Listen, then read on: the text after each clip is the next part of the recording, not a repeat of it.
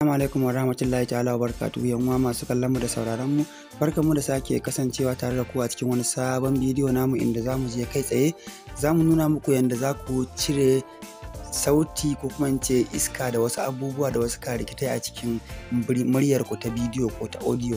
So wani application ne guda ɗaya wanda zamu nuna muku wanda zaka yi amfani da wannan application ka cire muryar sound background, misali duk wani abu da yake bayan ga irin muryar jama'a haka da suke kusa da kai ko iska ko wani abu makamantin shi wanda ba buƙatar jin shi a bidiyo. Kamar yadda muka sani gaskiya yawanci wasu mu suna yin wahala, musamman yan uwa na YouTubers masu aikin YouTube ko TikTok ko Instagram ko ma wani abu makamantin shi ko harkar comedy haka. So za ga mutum ya ɗau bidiyo kuma sannan zaka ji muryar mutane ko kuma iska haka har zaka ji ba a jin maganar mutum sosai. So gaskiya wannan application zai matuƙar baka dama wajen tace muryoyin da suke gefen ka, sannan ya ƙara wa muryar ka girma, misali ya zama ba a jin abubuwan da suke bayan ka. Ko da kuwa a cikin kasuwa ne insha Allah za ka iya ɗaukan bidiyo kuma ko audio sannan kuma ka yaɗa shi zuwa ga duniya ba tare da an fahimci wani abu makamancin haka ba. Yanzu misali da farko bara mu je Play Store domin sako da shi wannan application. So idan ka shigo Play Store yanzu misali muna cikin Play Store, okay, bara mu koma. So sai ka zo sama wajen searching sai ka rubuta noise reducer, sunan shi kenan, noise reducer. Yanzu gashi nan ma ya bani full name din gashi nan a sama. So idan ka rubuta noise reducer sai ka shiga. Yanzu kun ga gashi ni ya nuna min update saboda mene, saboda ina da shi. So amma kai idan baka da shi ba update zai nuna maka ba, zai nuna maka installing ne. So idan ka yi installing din shi misali ka mallake shi ga yana ma 31 MB ne kawai yake ci, baya cin wani data domin kuwa yana da sassauƙan nauyi. So sai kai free idan ka mallake shi sai ka zo sai ka nemi inda wannan application naka yake na noise reducer. Yanzu ni ga nawa nan, yanzu nan muna cikin noise reducer, wannan shine fuskar shi. So amma abin da ya kamata ka sani shi wannan application yana amfani ne bayan ka kammala bidiyon ka ko kuma bayan ka kammala audiyon ka. Ba wai zaka shigo ciki ne ka dauki bidiyo ko ka dauki audio, a'a shi kawai yana amfani da tace murya ne bayan ka gama bidiyon ka, sannan zaka shigo ciki sai ka exporting din file din da kake bukata kamar yadda kuka gani.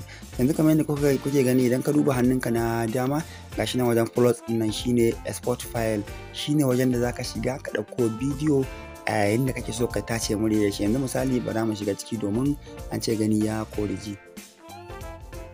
So yanzu gashi kun ga na shiga ciki sai bani option ya ce ina bukatar na yi exporting din audio ne ko bidiyo. So idan audio kake so ka dauko sai ka shiga audio, idan bidiyo ne amma yanzu ni ba zan shiga bidiyo domin muna abun ne kawai dan dai ku fahimci da al'amari yake. So yanzu bara na duba wani dan karamin bidiyo wanda ba zai bata mana lokaci ba sai mu exporting din shi domin nuna muku yadda abubuwa suke wakana. Yanzu bara na dauko wannan na farkon. So yanzu gashi na dauko bidiyo yanzu.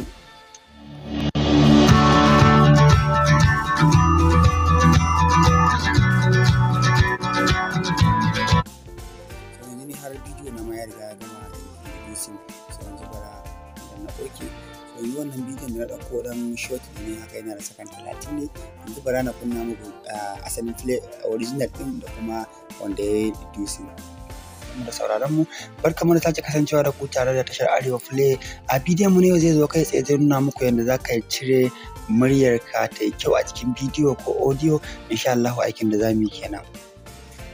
So wannan shine asalin muryar farko kenan wacce kafin a yi reducing ɗinta. So bara na play ɗin wacce aka yi reducing, misali aka cire yar hayaniya da wasu abubuwa.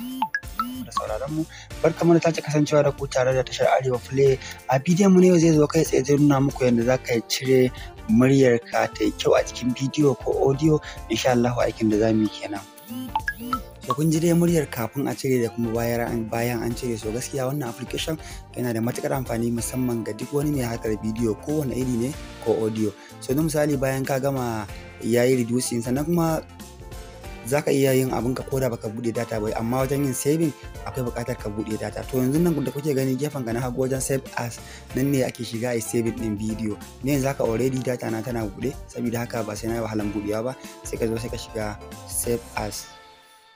So idan ka shigo save as ga yana ya baka zabi da yawa ga yanan barkatai dai. To amma misali zabin da ya kamata ka dauka shine MP4 fastest din, MP4 fastest sai ka shiga.